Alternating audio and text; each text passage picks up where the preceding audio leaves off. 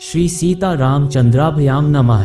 स्वागत है आप सभी का हिंदू ग्रंथावली ऑडियो बुक चैनल। 14वां सर्ग महाराज दशरथ के द्वारा अश्वमेध यज्ञ का सांगोपांग अनुष्ठान। इधर वर्ष पूरा होने पर यज्ञ संबंधी अश्व भूमंडल में भ्रमण करके लौट आया। फिर सरयू नदी के उत्तर तट पर राजा का यज्ञ आरंभ हुआ। महामनस्वी राजा दशरथ के उस अश्वमेध नामक महायज्ञ में ऋष्यशृंग को आगे करके श्रेष्ठ ब्राह्मण यज्ञ संबंधी कर्म करने लगे। यज्ञ कराने वाले सभी ब्राह्मण वेदों के पारंगत विद्वान थे, अतः वे न्याय तथा विधि के अनुसार सब कर्मों का उचित रीति से संपादन करते थे और शास्त्र के अनुसार किस क्रम से किस समय कौन सी क्रिया करनी चाहिए इसको स्मरण रखते हुए प्रत्येक कर्म में प्रवृत्त होते थे। ब्राह्मणों ने प्रवर्ग्य अश्वमेध के अद्भुत कर्म विशेष का शास्त्र विधि मीमांसा और कल्पसूत्र के अनुसार संपादन करके उपसद नामक दृष्टि विशेष का भी शास्त्र के अनुसार ही अनुष्ठान किया। तत्पश्चात शास्त्रीय उपदेश से अधिक जो अतिदेशतः प्राप्त कर्म है उस सब का भी विधिवत संपादन किया। तदनंतर तत्त कर्मों के अद्भुत देवताओं का पूजन करके हर्ष में भरे हुए उन सभी मुनिवरों ने विधिपूर्वक प्रातःसवन आदि अर्थात प्रातः सवन, माध्याह्न दिन सवन तथा तृतीय सवन कर्म किए। इंद्र देवता को विधिपूर्वक हविष्य का भाग अर्पित किया गया। पापनिवर्तक राजा सोमलता तारांकन का रस निकाला गया। फिर क्रमशः माध्याह्न दिन सवन का कार्य प्रारंभ हुआ। तत्पश्चात उन श्रेष्ठ ब्राह्मणों ने शास्त्र से देखभाल कर मनस्वी राजा दशरथ के तृतीय स्वन कर्म का भी विधिवत संपादन किया। ऋष्यशृंग आदि महर्षियों ने वहां अभ्यास काल में सीखे गए अक्षरों से युक्त स्वर और वर्ण से संपन्न मंत्रों द्वारा इंद्र आदि श्रेष्ठ देवताओं का आवाहन किया। मधुर एवं मनोरम सामगान के लय में गाए हुए आह्वान मंत्रों द्वारा देवताओं का आवाहन करके होताओं ने उन्हें उनके योग्य हविष्य के भाग समर्पित किए। उस यज्ञ में कोई अयोग्य अथवा विपरीत आहुति नहीं पड़ी, कहीं कोई भूल नहीं हुई, अनजान में भी कोई कर्म छूटने नहीं पाया, क्योंकि वहां सारा कर्म मंत्रोच्चारण पूर्वक संपन्न होता दिखाई देता था। महर्षियों ने सब कर्म क्षेम युक्त एवं निर्विघ्न परिपूर्ण किए। यज्ञ के दिनों में कोई भी ऋत्विज थका मांदा या भूखा प्यासा नहीं दिखाई देता था। उसमें कोई भी ब्राह्मण ऐसा नहीं था जो विद्वान न हो अथवा जिसके 100 से कम शिष्य या सेवक रहे हों। उस यज्ञ में प्रतिदिन ब्राह्मण भोजन करते थे, क्षत्रिय और वैश्य भी भोजन पाते थे तथा शूद्रों को भी भोजन उपलब्ध होता था। तापस और श्रमण भी भोजन करते थे। बूढ़े, रोगी, स्त्रियां तथा बच्चे भी यथेष्ट भोजन पाते थे। भोजन इतना स्वादिष्ट होता था कि निरंतर खाते रहने पर भी किसी का मन नहीं भरता था। अन्न दो, नाना प्रकार के वस्त्र दो, अधिकारियों की ऐसी आज्ञा पाकर कार्यकर्ता लोग बारंबार वैसा ही करते थे।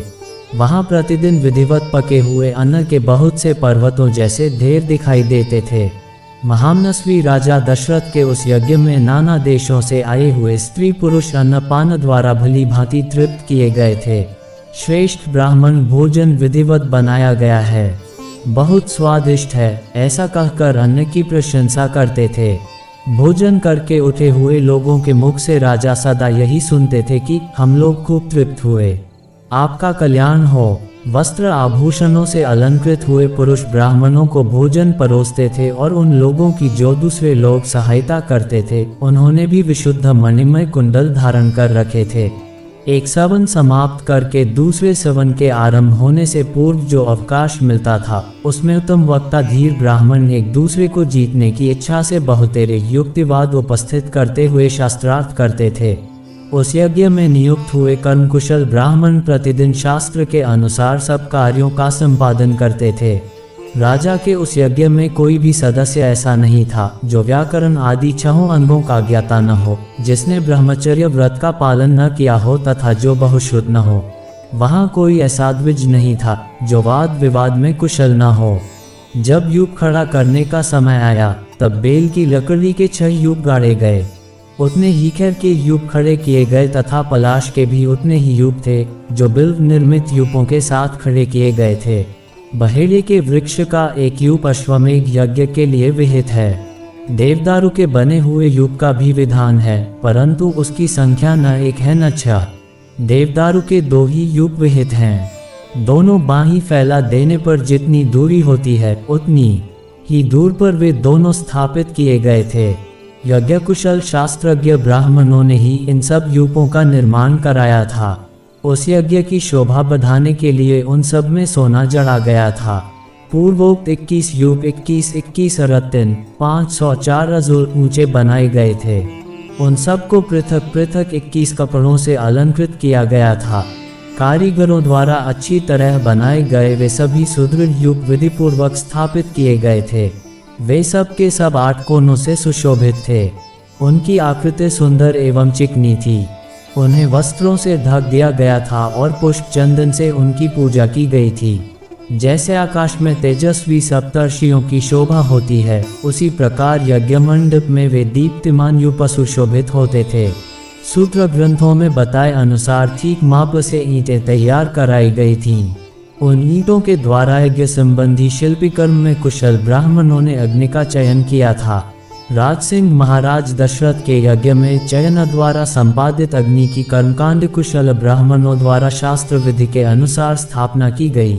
उस अग्नि की आकृति दोनों पंख और पुछ फैलाकर नीचे देखते हुए पूर्वाभिमुख खड़े हुए गरुड़ की सी प्रतीत होती थी। सोने की ईंटों से पंख का निर्माण होने से उस गरुड़ के पंख सुवर्णमय दिखाई देते थे। प्रकृत अवस्था में चित्य अग्नि के 6 प्रस्तार होते हैं, किंतु अश्वमेध यज्ञ में उसका प्रस्तार 3 गुना हो जाता है। इसलिए वह गरुड़ाकृति अग्नि 18 प्रस्तारों से युक्त थी। वहाँ पूर्वोक्त यूपों में शास्त्र विहित पशु, सर्प और पक्षी विभिन्न देवताओं के उद्देश्य से बांधे गए थे। शामित्र कर्म में यज्ञ अश्व तथा कूर्म आदि जलचर जंतु जो वहाँ लाए गए थे, ऋषियों ने उन सबको शास्त्र विधि के अनुसार पूर्वोक्त यूपों में बांध दिया। उस समय उन यूपों में 300 पशु बंधे हुए थे तथा राजा दशरथ का वह उत्तम अश्वत्थ भी वहीं बांधा गया था। रानी कौशल्या ने वहां प्रोक्षण आदि के द्वारा सब ओर से उस अश्व का संस्कार करके बड़ी प्रसन्नता के साथ 3 तलवारों से उसका स्पर्श किया। तदनंतर कौशल्या देवी ने सुस्थिर चित्त से धर्मपालन की इच्छा रखकर उस अश्व के निकट एक रात निवास किया। तत्पश्चात होता अध्वर्यु और उद्गाता ने राजा की क्षत्रिय जातीय महिषी तारांकन, कौशल्या वैश्य जातीय स्त्री वावाता तथा क्षूद्र जातीय स्त्री तारांकन परिवृत्ति इन सब के हाथ से उस अश्व का स्पर्श कराया। इसके बाद परम चतुर जितेंद्रिय ऋत्विक ने विधिपूर्वक अश्वकंद के गूदे को निकालकर शास्त्रोक्त रीति से पकाया। तत्पश्चात उस गूदे की आहुति दी गई। राजा दशरथ ने अपने पाप को दूर करने के लिए ठीक समय पर आकर विधिपूर्वक उसके धुएं की गंध को सूंघा। उस अश्वमेध यज्ञ के अनुभूत जो हवनीय पदार्थ थे, उन सब को लेकर समस्त 16 ऋत्विज ब्राह्मण अग्नि में विधिवत आहुति देने लगे। अश्वमेध के अतिरिक्त अन्य यज्ञों में जो हवि दी जाती है, वह पाकर की शाखाओं में रख कर दी जाती है, परंतु अश्वमेध यज्ञ का हविष्य बेंत की चटाई में रख कर देने का नियम है। कल्पसूत्र और ब्राह्मण ग्रंथों के द्वारा अश्वमेध के 3 सवनीय दिन बताए गए हैं। उनमें से प्रथम दिन जो सवन होता है, उसे चतुष्टम अग्निष्टोम कहा गया है। द्वितीय दिवस साध्यस्वन को उक्त्य नाम दिया गया है तथा तीसरे दिन जिस सवन का अनुष्ठान होता है, उसे अतिरात्र कहते हैं। उसमें शास्त्रीय दृष्टि से विहित बहुत से दूसरे क्रतु भी संपन्न किए गए। ज्योतिष्टोम, आयुष्टोम यज्ञ, 2 बार अतिरात्र यज्ञ, 5वां अभिजित, 6ठा विश्वजित तथा 7वें 8वें आप्तोर्याम, ये सब के सब महाक्रतु माने गए हैं, जो अश्वमेध के उत्तर काल में संपादित हुए। अपने कुल की वृद्धि करने वाले राजा दशरथ ने यज्ञ पूर्ण होने पर होता को दक्षिणारूप में अयोध्या से पूर्व दिशा का सारा राज्य सौंप दिया। अध्वर्यु को पश्चिम दिशा तथा ब्रह्मा को दक्षिण दिशा का राज्य दे दिया। इसी तरह उद्गाता को उत्तर दिशा की सारी भूमि दे दी। पूर्व काल में भगवान ब्रह्मा जी ने जिसका अनुष्ठान किया था, उस अश्वमेध नामक महायज्ञ में ऐसी ही दक्षिणा का विधान किया गया है। इस प्रकार विधि पूर्वक यज्ञ समाप्त करके अपने कुल की वृद्धि करने वाले पुरुष शिरोमणि राजा दशरथ ने ऋत्विजों को सारी पृथ्वी दान कर दी। यो दान देकर इक्ष्वाकुकुलनंदन श्रीमान महाराज दशरथ के हर्ष की सीमा न रही, परंतु समस्त ऋत्विजों उन निष्पाप नरेश से इस प्रकार बोले, महाराज, अकेले आप ही इस संपूर्ण पृथ्वी की रक्षा करने में समर्थ हैं। हम में इसके पालन की शक्ति नहीं है, अतः भूमि से हमारा कोई प्रयोजन नहीं है। भूमिपाल, हम तो सदा वेदों के स्वाध्याय में ही लगे रहते हैं, इस भूमि का पालन हमसे नहीं हो सकता, अतः आप हमें यहाँ इस भूमि का कुछ निष्क्रिय मूल्य ही दे दें। नृपश्रेष्ठ, मणि, रत्न, सुवर्ण, गौ अथवा जो भी वस्तु यहाँ उपस्थित हो वही हमें दक्षिणा रूप से दे दीजिए। इस धरती से हमारी कोई प्रयोजन नहीं है। वेदों के पारगामी विद्वान ब्राह्मणों के ऐसा कहने पर राजा ने उन्हें 10 लाख गौएं प्रदान की, 10 करोड़ स्वर्ण मुद्रा तथा उससे 4 गुनी रजत मुद्रा अर्पित की। तब उस समस्त ऋत्विजों ने एक साथ होकर वह सारा धन मुनिवर ऋष्यशृंग तथा बुद्धिमान वशिष्ठ को सौंप दिया।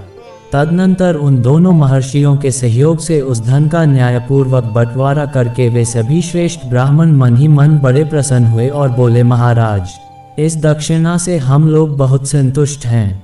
इसके बाद एकाग्रचित होकर राजा दशरथ ने अभ्यागत ब्राह्मणों को 1 करोड़ जाम्बुनद सुवर्ण की मुद्राएं बांटी। सारा धन दे देने के बाद जब कुछ नहीं बच रहा तब एक दरिद्र ब्राह्मण ने आकर राजा से धन की याचना की। उस समय उन रघुकुलनंदन नरेश ने उसे अपने हाथ का उत्तम आभूषण उतार कर दे दिया। तत्पश्चात जब सभी ब्राह्मण विधिवत संतुष्ट हो गए, उस समय उन पर स्नेह रखने वाले नरेश ने उन सबको प्रणाम किया। प्रणाम करते समय उनकी सारी इंद्रियां हर्ष से विह्वल हो रही थीं। पृथ्वी पर पड़े हुए उन उदार नरवीर को ब्राह्मणों ने नाना प्रकार के आशीर्वाद दिए। तदनंतर उस परम उत्तम यज्ञ का पुण्य फल पाकर राजा दशरथ के मन में बड़ी प्रसन्नता हुई। वह यज्ञ उनके सब पापों का नाश करने वाला तथा उन्हें स्वर्गलोक में पहुंचाने वाला था। साधारण राजाओं के लिए उस यज्ञ को आदि से अंत तक पूर्ण कर लेना बहुत ही कठिन था। यज्ञ समाप्त होने पर राजा दशरथ ने ऋष्यशृंग से कहा, उत्तम व्रत का पालन करने वाले मुनीश्वर, अब जो कर्म मेरी कुल परंपरा को बढ़ाने वाला हो उसका संपादन आपको करना चाहिए। तब द्विज श्रेष्ठ ऋष्यशृंग तथास्तु कहकर राजा से बोले, तारांकन राजन, आपके 4 पुत्र होंगे जो इस कुल के भार को वहन करने में समर्थ होंगे।